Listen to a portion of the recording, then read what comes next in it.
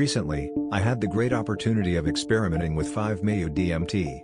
A sufficient quantity was available for not only several self-experiments, but many, around 50, administrations to others. The dosages varied as widely as the subjects. I gave this chemical to quite a spectrum of individuals, including old seasoned hippies, business people, rainbows, ravers, and all manner of psychonauts in between. Perhaps the only thing these people had in common was a desire to try. Although there were many similarities among the experiences, I can honestly say you never know for sure how someone will react to this. The method of ingestion was always the same, smoked on foil through a straw.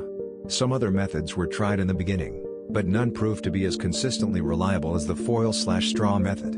Since the stuff liquefies before it burns, putting it on top of some kind of dried plant material or ash left us unsure of whether or not we were getting it all or if some of it was running through the screen. This just compounded the pre-existing difficulty of metering a dose that is hard to see with the naked eye, much less measure with accuracy.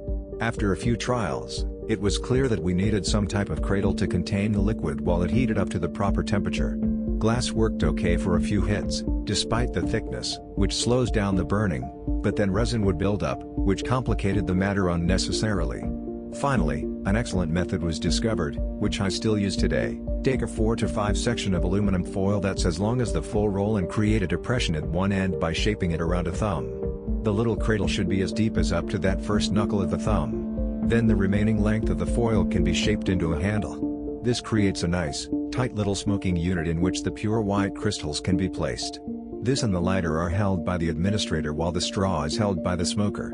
It is important that the inhalation be fast enough not to let any smoke escape waste, but not so fast that the lungs are full before it stops burning. This forces the smoker to decide between holding in what they've got or going for the rest, which is rapidly burning up into the atmosphere.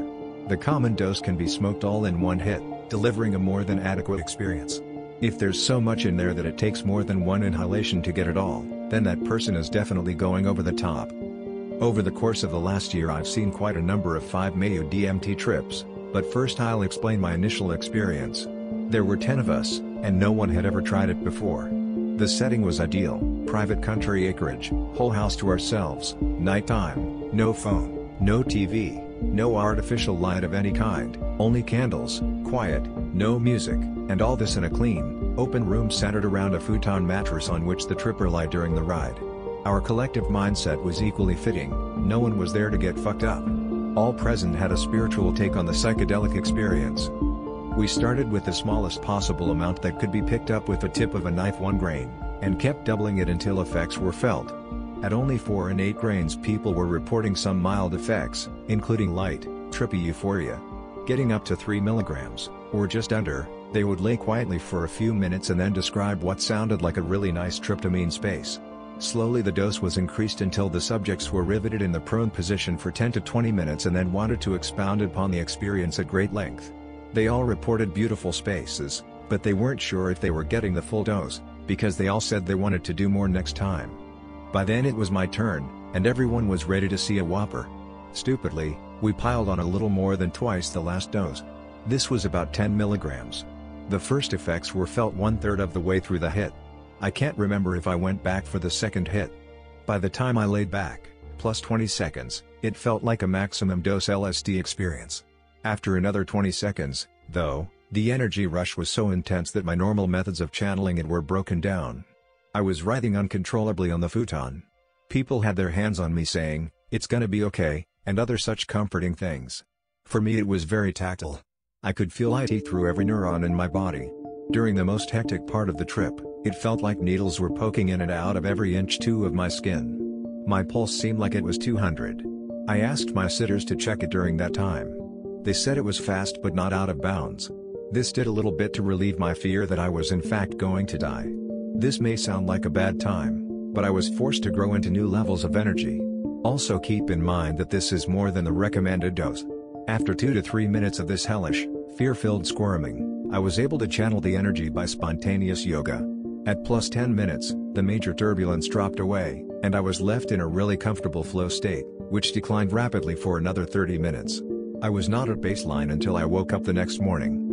The rest of the trips went off beautifully. We felt a huge connectivity among the members of the group. While one person tripped, the others watched silently, wrapped in awe and understanding. A silent knowing swept across our group, as one by one, we were initiated into the DMT experience. This is a most powerful experience, even at the normal dose level. It must be used with extreme caution. The most important thing, for safety's sake, is a subtle, low-energy atmosphere.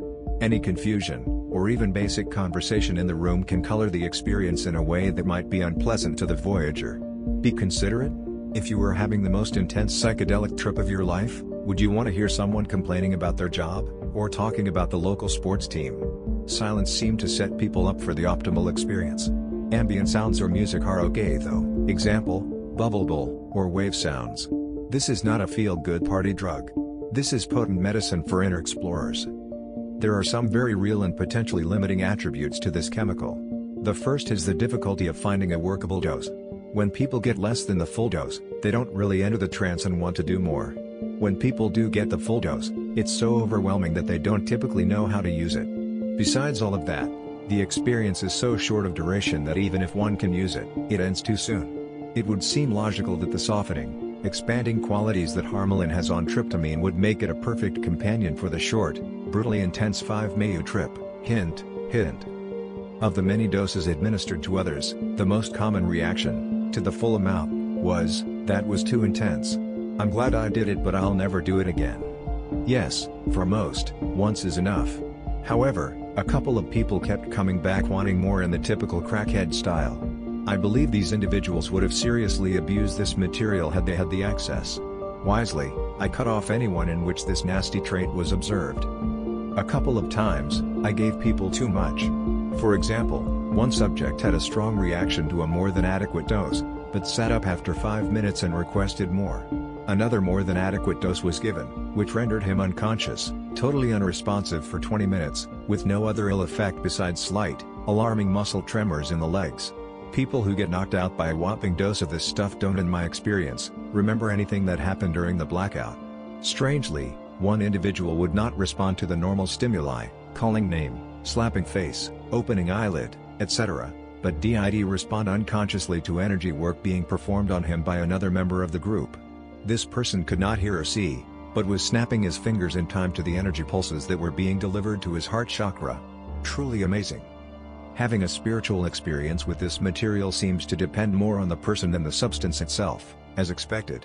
Some people, around 20%, reported being severely thrown off into a synthetic chemical whirlwind, with no apparent spiritual effects, while others, around 10%, soared with angels, were one with all, or just in general had the most transcendent connective experience of their lives.